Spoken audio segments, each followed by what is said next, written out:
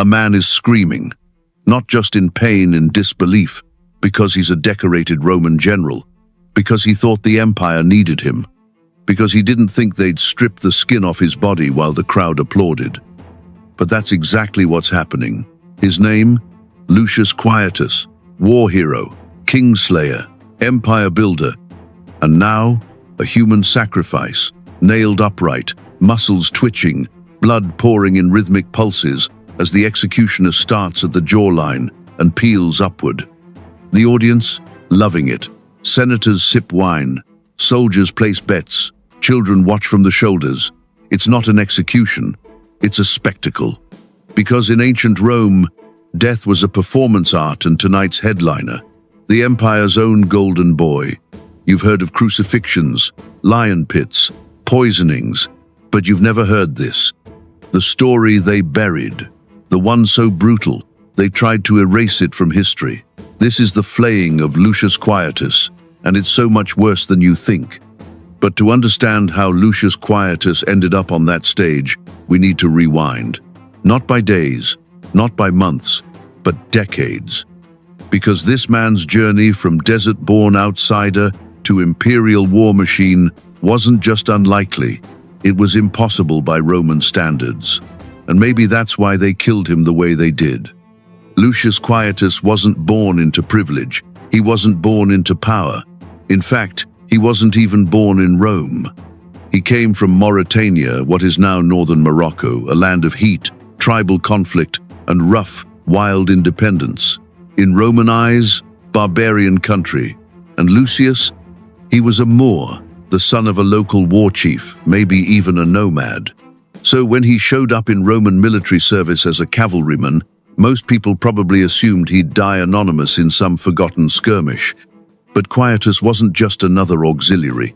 He was obsessed with discipline, with rank, with the exact kind of ambition that Rome loved and feared in equal measure. He didn't just want to serve, he wanted to rise.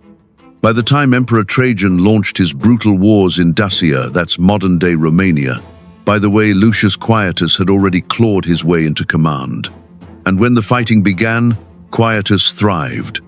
Roman historians didn't say much about what he did there because what he did wasn't meant to be preserved. But scraps of records describe towns that vanished overnight, enemies impaled, their families enslaved, villages left so silent that even the birds didn't return. He wasn't just effective, he was terrifying. Trajan the emperor, nicknamed Optimus, or the Best, loved it. He gave Quietus full citizenship. He gave him land, wealth, and political favor. And eventually, he gave him command of a whole army. That's how a Moorish horseman became governor of Judea. Yes, that Judea. The boiling cauldron of Jewish revolts, Roman oppression, and religious rebellion. Most Roman governors dreaded being posted there. Lucius Quietus requested it. Judea was already on edge when Quietus arrived, but within months, open revolt, and the man Rome sent to restore order, he didn't bother with negotiations. Lucius unleashed what some historians later called genocide. Villages burned, religious leaders hunted down, rebel leaders crucified, not one by one, but by the thousands. He earned a new nickname among his soldiers, the Scalpel. Not because he was subtle, but because when he attacked, nothing remained except clean-cut devastation. And it worked. The rebellion was crushed so thoroughly, some communities vanished from history altogether. Quietus reported back to Rome, Judea is pacified. But Rome wasn't at peace because Lucius was now too powerful, too popular with the legions, too effective in the provinces, too not Roman. And in the empire, there's a word for men like that, threat. Trajan, Quietus's patron, died in 117 CE, and suddenly the empire belonged to Hadrian. Hadrian was everything. Quietus wasn't. Scholarly, diplomatic, more into philosophy than battle, and above all, terrified of internal threats. To Hadrian, Lucius Quietus wasn't a hero. He was a liability with a kill count, a man beloved by the army, a foreign-born general with more real power than half the Senate. A man who might make a grab for the throne if things broke the wrong way. And Hadrian wasn't going to wait to find out. It began quietly. First, Quietus was stripped of command, reassigned to some ceremonial post. Then came the rumors. He's planning a coup. He's colluding with Eastern kings. He's raising his own army in the provinces. None of it was proven. All of it was deliberately leaked. The Senate didn't need evidence. They needed a reason. And the moment Hadrian whispered treason, the machinery of execution roared to life. But Hadrian didn't want Quietus dead in a dungeon. He wanted a message. And so came the sentence, public execution. But not a sword, not poison, not even crucifixion, flaying. But his death, that wasn't even the worst part. Because this wasn't just about killing Lucius Quietus, it was about destroying the idea of him painfully, publicly, and permanently. You don't flay someone quietly, you don't do it in the dark, and you definitely don't do it to a war hero unless you want the whole empire to watch. And that's exactly what Rome did. The location? Not a cell, not a battlefield, but a public execution ground, likely in Lugdunum or Antioch, a regional capital with enough population to fill a crowd. They built a platform, not just for visibility but for symbolism. Quietus was raised up, so everyone could see what happened when a man flew too close to imperial favor. He was brought out bound, bare-chested and broken, but not from battle, from betrayal. He'd served Rome, bled for it, and now Rome was peeling that skin off inch by inch. The platform was lined with guards. Senators sat under shaded awnings, nobles sipped wine, vendors sold snacks, and the executioner, imported from the East, where the art of flaying had been refined to a horrific science. The crowd didn't gasp when it started. They leaned in, because the first slice was slow, just beneath the jaw. Not deep enough to kill, just enough to free the skin. Hooks were used, curved like sickles, to lift and separate the outer flesh from the muscle. No anesthesia, no mercy, no illusion of dignity. They worked from the face downward. Because pain is magnified when you can see it happening. The scalp came off first in one clean pull, then the cheeks, the nose, the eyelids, the lips.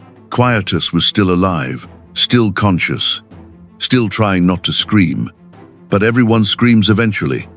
At first, the audience was thrilled. This was the main event. But flaying isn't a fast death. It's not a burst of gore. It's a slow unraveling. And something happens in a crowd when the human form starts to disappear. Cheering turns to murmuring. Some people laugh nervously. Others look away. A few vomit. And yet no one leaves. Because this is Rome. And Rome doesn't look away from punishment. They flayed Quietus to the waist, stripping his chest, shoulders, and back, leaving red muscle steaming in the Sunday. He passed out. They revived him. Pain was part of the sentence. The legs came next, filleted like fish, peeled in layers. The execution took hours. Some say it was half a day before he died. Others say they had to cut into the stomach to bleed him out because his heart wouldn't stop beating. When it was over, they didn't bury him. They mounted the body on a spike, skinless, arms outstretched like a Roman scarecrow. Why? Because this wasn't just punishment. It was a public display of dominance. The message was clear. We gave you power. We can take it back, and we will make it hurt. Soldiers who once served him were forced to walk past the body. Some were made to salute. Others were reassigned, scattered across distant provinces to keep them from organizing. Lucius Quietus had become a symbol of what not to be. Rome had a problem now. Not political, spiritual. Because flaying wasn't just a body thing. It was a soul thing. Romans believed that the soul couldn't rest unless the body was intact and ritually buried. Quietus's corpse had been desecrated, exposed, and left unburied for days. Priests begged the Senate to burn the remains, whispering about omens, bad harvests, and nightmares among soldiers. Eventually, a quiet cremation happened. No ceremony, no honor, just fire. But it didn't fix things. In the following months, 2 legions mutinied in the eastern provinces. Crops failed near the execution site. Several senators who voted for Quietus's death died suddenly mysterious illnesses, suicides, assassinations. The people whispered, "He's still here." You might think this was a turning point that Rome would learn. But the truth? They didn't stop. The flaying of Quietus became a template, a way to deal with rising stars, political threats, ethnic outsiders who got too close to power. They just made it quieter next time, less public, more discreet. But the fear, that stayed. And so did the legend of Quietus, a skinless general who served the empire too well and died for it. If you thought the flaying was the end, it wasn't. Rome didn't just want Lucius Quietus dead, it wanted him unmade. Which brings us to one of the most ruthless tools in the Roman arsenal, damnatio memoriae, the damnation of memory. And no, that's not just symbolic. This was state-sponsored erasure, the Roman version of wiping your hard drive with fire. They scratched his name off monuments, chiseled his face out of statues, struck him from official military rosters, deleted his victories from public records, and even seized his family's land, so no shrine or tomb could ever be built. It wasn't just about killing the man. It was about killing the possibility that people might remember him differently. He never existed. He was never a hero. He never bled for us. He never rose too far. It was total annihilation post-mortem. But here's the thing, it didn't work. Because if you're going to flay a man alive in front of half a province, if you're going to parade his corpse like a banner, if you're going to turn him into a living warning sign, you can't just pretend none of that happened. Whispers kept the story alive. Soldiers told the tale in taverns. Eastern scribes wrote cryptic references to a Moorish ghost general who was stripped by the gods. Christian historians, centuries later, found scattered records that made them gasp, and then quietly edited him out again. But you can't unring a bell. And Lucius Quietus, he became more than a man. He became a question. What happens when an empire turns on its best servant? Here's where it gets uncomfortable, because Quietus isn't unique. His death was brutal, yes, but his story, it's happened again, and again, and again. The field commander who wins the war and is disposed of before he becomes too popular. The intellectual outsider who rises through merit and is crushed for daring to belong. The foreign-born prodigy who proves himself and is reminded he'll never be one of them. Rome just did it first and loudest. They knew how to wrap betrayal in ceremony, how to turn execution into entertainment, and how to make fear feel like justice. It's a cycle. You empower a weapon. The weapon gets good. The weapon becomes unpredictable. You destroy the weapon publicly and pretend it was always a threat. Lucius Quietus wasn't Rome's enemy. He was its creation, and that's what made him dangerous.